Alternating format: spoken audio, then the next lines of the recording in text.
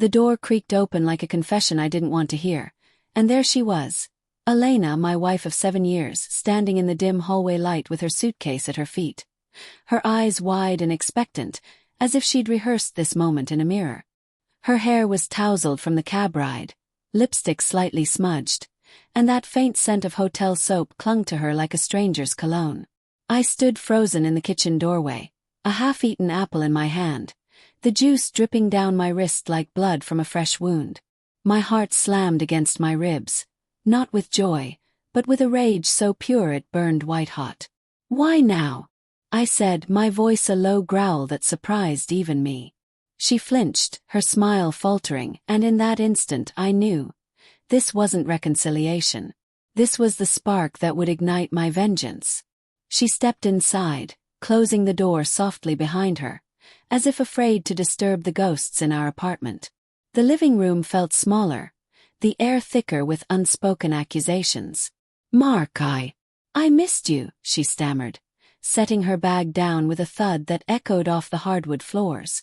Her coat slipped from her shoulders, revealing a blouse I didn't recognize. Silk, expensive, the kind she never bought on our budget. I tossed the apple into the sink, the core hitting the porcelain with a wet smack, and crossed my arms to hide the tremor in my hands. Missed me. After vanishing for a week without a word, leaving only a cryptic note on the counter. Need space. Back soon. I'd spent those 7 days unraveling, piecing together the lies like shards of broken glass that cut deeper with every touch.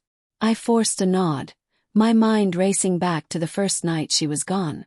I'd paced the empty bedroom, the sheets still rumpled from our last argument, something trivial about bills, but laced with her growing distance. Her phone had gone straight to voicemail, her social media silent. By day 3, paranoia set in. I rifled through her drawers, finding nothing but old receipts and forgotten jewelry. Then in the back of her closet, tucked inside a shoebox labeled Memories, I found it. A burner phone, cheap and prepaid, with texts from an unknown number. "Can't wait to see you again, baby. Hotel room 312, usual spot." My stomach had twisted, bile rising as I scrolled through messages that painted a vivid picture of betrayal. Nights in anonymous hotels, whispered promises, emojis that mocked our vows. The sender's name wasn't saved, but the area code matched her business trips to Chicago. Humiliation washed over me like acid rain, burning away the denial I'd clung to. "Why now?" I repeated, stepping closer, the floorboards groaning under my weight. She backed up slightly, her eyes darting to the side table where our wedding photo still sat, gathering dust. After a week of silence. No calls, no explanations. Just this. My voice cracked on the last word, betraying the heartbreak beneath the anger. Part of me wanted to scream, to shatter the photo frame against the wall, but another part, the colder, calculating one, held back. Revenge wasn't born in explosions. It simmered in the shadows. Elena ran a hand through her hair, a nervous habit I'd once found endearing. Now it grated like nails on chalkboard. "I needed time to think, Mark. Things have been strained. Work's been hell and I just..." She paused, searching for words that wouldn't ignite the powder keg. Her job as a marketing exec had always demanded late nights, but lately those client dinners stretched into weekends. I'd trusted her, blindly, building our life on that fragile foundation. We met in college, bonded over late-night study sessions and dreams of a quiet life. 7 years later, that quiet had turned to stagnation for her, I suppose. But betrayal. That was a choice, deliberate and cruel. I turned away, pretending to busy myself with a coffee maker, the gurgle of brewing grounds filling the tense silence. In my mind, fantasies swirled, confronting her lover, exposing her at work, or something darker, like slipping away with our savings and leaving her penniless. But doubt crept in. Was I overreacting? Maybe the texts were innocent, a friend's code. No, the photos attached, blurry but damning, her in lingerie I'd never seen, erased any illusion. Resentment festered, a poison seeping into my veins. I poured 2 mugs, handing her one with a steady hand that belied the storm inside.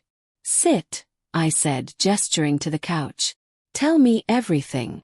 She perched on the edge, clutching the mug like a shield. The steam rose between us, blurring her features momentarily. It started a few months ago, she began, her voice trembling. I met someone at a conference. It was nothing at first, just flirting. Then, I don't know, Mark. You and we've been drifting.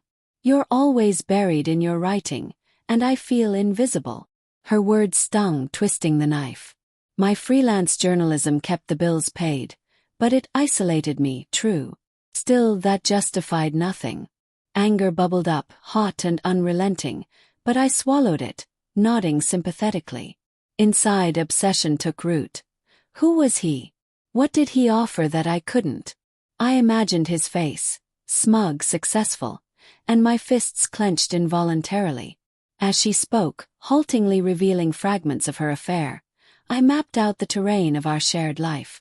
The apartment overlooked the city park, leaves rustling outside the window in the autumn breeze, a mocking reminder of change. The scent of her perfume mixed with the coffee, cloying and familiar. I listened, probing gently. What's his name? She hesitated, then whispered. David. He's a colleague. David. The name echoed in my skull like a death knell. I recalled vague mentions of him. Tall, charismatic, the kind who climbed corporate ladders on charm alone. Humiliation deepened. How many times had she come home late, reeking of him, while I smiled obliviously? By midnight, she'd confessed enough to fill the gaps in my discovery. Tears streamed down her face, mascara streaking like war paint. I ended it, Mark. That's why I came back. I want us to try again. Liar, I thought, but aloud I said, I need time. She nodded, relieved, and we retired to separate rooms. Her in the guest bed, me staring at the ceiling in ours. Guilt flickered then, a brief spark. Was I partly to blame for our drift? But resentment smothered it. That night, sleep evaded me, replaced by cold resolve. Revenge wouldn't be impulsive. It would be surgical, dismantling her world piece by piece. The next morning dawned gray, rain pattering against the windows like impatient fingers. Elena shuffled into the kitchen, eyes puffy, offering a tentative smile. I returned it, brittle and false, as I scrambled eggs. The sizzle of butter in the pan mirrored the hiss in my mind. Let's talk more, I suggested, plating the food. Over breakfast, she poured out regrets, her voice raw with what seemed like genuine remorse. But I saw the cracks, evasive glances when I asked for details, a subtle defensiveness. Inner conflict raged. Part of me yearned to forgive, to reclaim our life. But the betrayal's scar throbbed, fueling fantasies of justice. What if I contacted David? Exposed them both. No, too direct. Better to play the long game. Days blurred into a fragile truce. I went through motions. Cooking dinners, watching movies on the couch, our hands brushing accidentally. Each touch ignited sparks of suppressed rage. At night, alone with my laptop, I dug deeper. Using her unlocked phone, she'd grown careless in her guilt. I found deleted emails confirming hotel bookings, passionate declarations. Obsession gripped me. I memorized his address from a forwarded itinerary. An upscale condo downtown. Doubt nagged. Was this healthy? Moral? But heartbreak justified it, or so I told myself. I began planning. Small acts first to test the waters. One evening as we walked the park, leaves crunching underfoot, the crisp air biting our cheeks, she linked her arm in mine. I love you, Mark. We can fix this. Her words hung like fog, and I smiled, hiding the storm. That night, I slipped out while she slept, driving to David's building. The lobby gleamed with marble, security lax. I lingered outside, watching shadows in his window, imagining confrontations. Fear twisted my gut. What if he was bigger, stronger? But resolve hardened. This was reconnaissance. Back home, Elena stirred as I slid into bed. Where were you? She murmured. Couldn't sleep, I lied, my heart pounding. The lie tasted sweet, a preview of retribution. Suspense built slowly in quiet moments. Her phone buzzing at odd hours, my feigned ignorance. I planted seeds. Casual questions about work, watching her squirm. Inner turmoil peaked one afternoon, alone in my study, staring at our photo album. Tears came unbidden, grief mixing with fury. Was revenge worth my soul? Yes, whispered the resentment. For the humiliation, the shattered trust. By week's end, the plan crystallized. I'd lure David out, confront him privately, then use evidence to torpedo Elena's career. Anonymous tips to her boss about unprofessional conduct. Moral conflict clawed at me.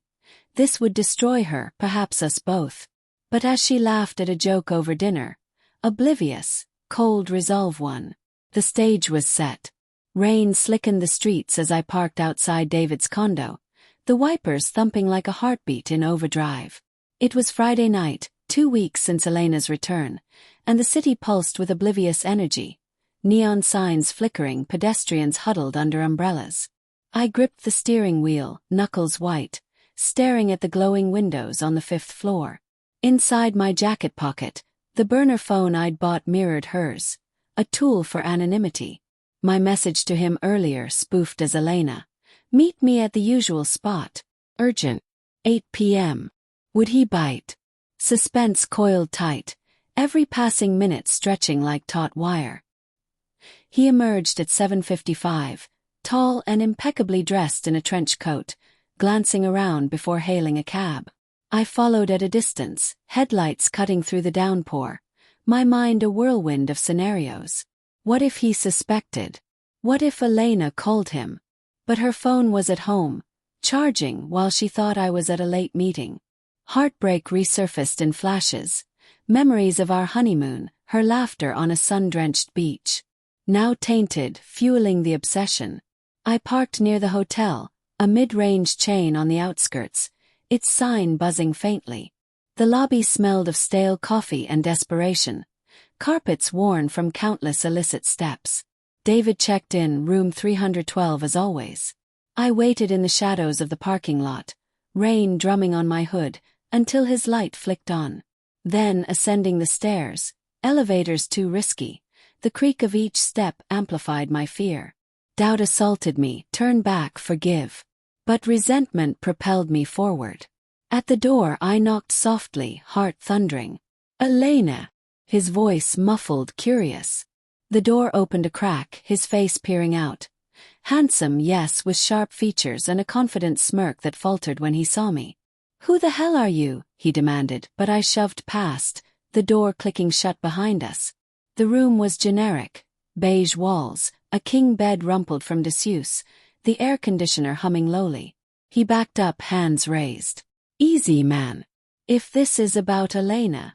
It is, I snarled, pulling out the printed texts, waving them like evidence in a trial. You think you can wreck my marriage and walk away? My voice trembled, anger boiling over. He glanced at the papers, color draining from his face. Look, it was a mistake. She's the one who pursued me. Liar. But his words ignited fresh humiliation. Had she initiated? The thought twisted like a blade.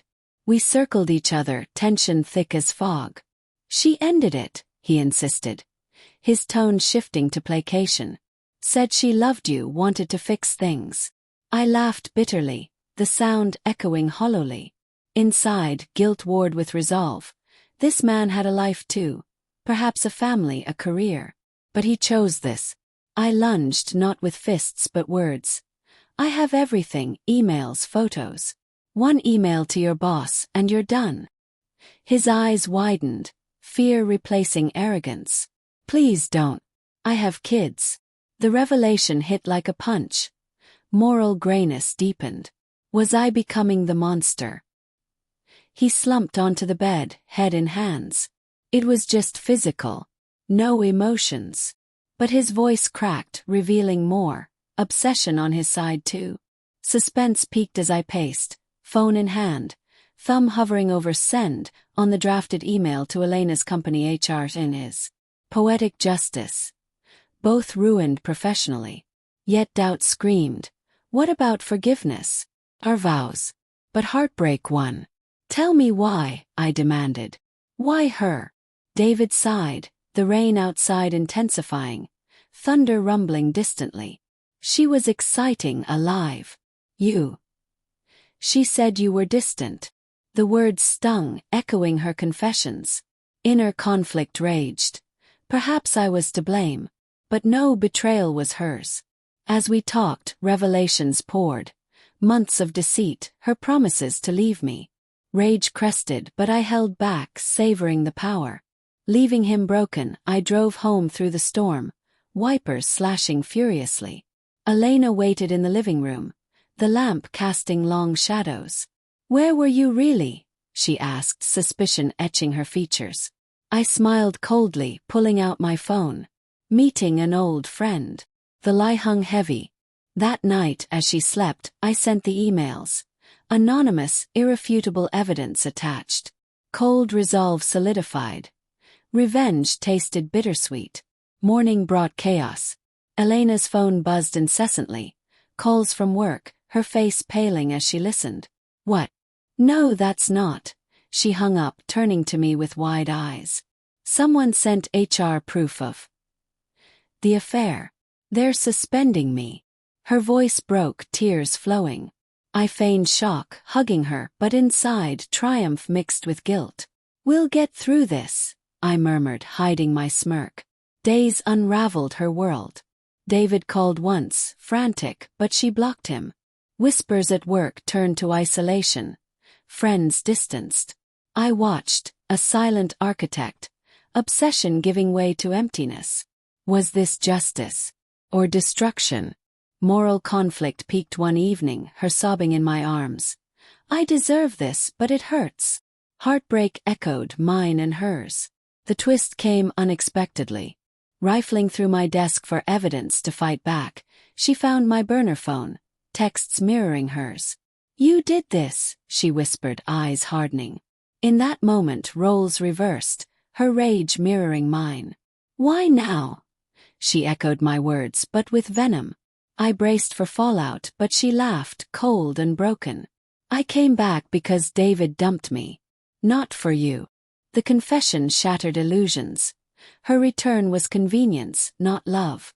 In the ensuing silence, as she packed again, I realized the true revenge. Not the emails, but exposing her facade. She left, door slamming like finality. Alone, guilt consumed me. Not for the act, but the void it left. Revenge's payoff. A hollow victory, poetic in its isolation. The apartment echoed with ghosts, and I wondered, was I the betrayer now? The question lingered, unresolved, as rain fell once more.